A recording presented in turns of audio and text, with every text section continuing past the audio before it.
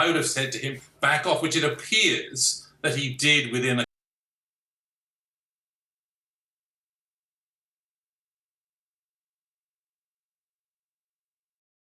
because there was a visceral reaction from everybody on the idea that you'd put a salary cap on, because firms can find ways around it. It would be a disincentive. If you cap salaries in the public sector, quality falls. So this is another silly idea.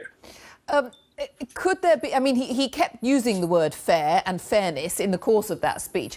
Could there be a way then of looking at ratios, though? Somehow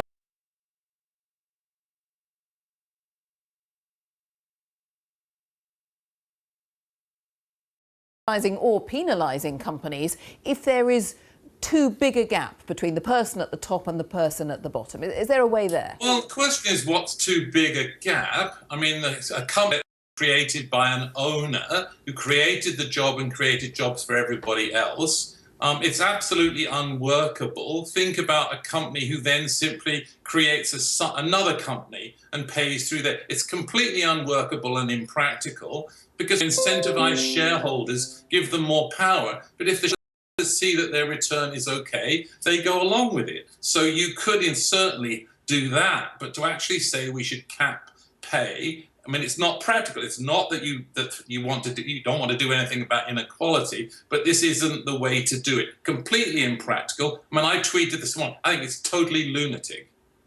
OK, well, if you were still advising him today, assuming he did, to quote your phrase, assuming he did listen to you, what advice would you be giving him? What would he be doing more at the bottom end of the scale then? Should he, in your opinion, be talking more about 0 hours contracts, people who have a job, have multiple jobs sometimes, but still barely make enough to pay the rent because they just don't have the security of tenure, they don't have the right pay and benefits? Is that the sort of thing he should be going on?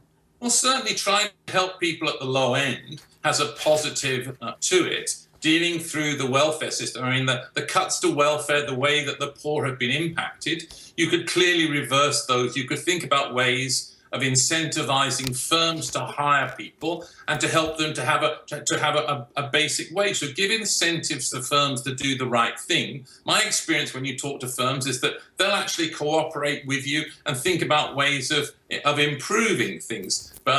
So they see incentives in some sense.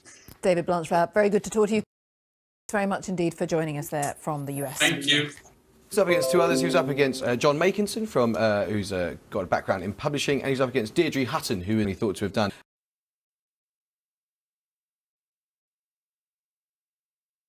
But what's really interesting about him is that he was the author last March of a report which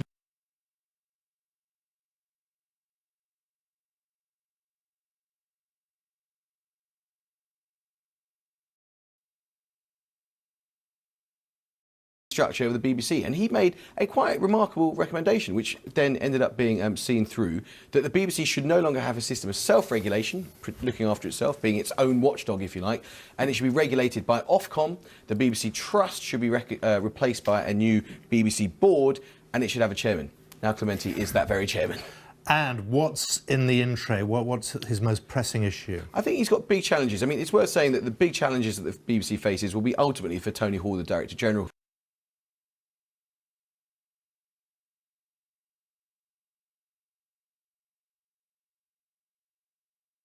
Him do two big things in particular, I think.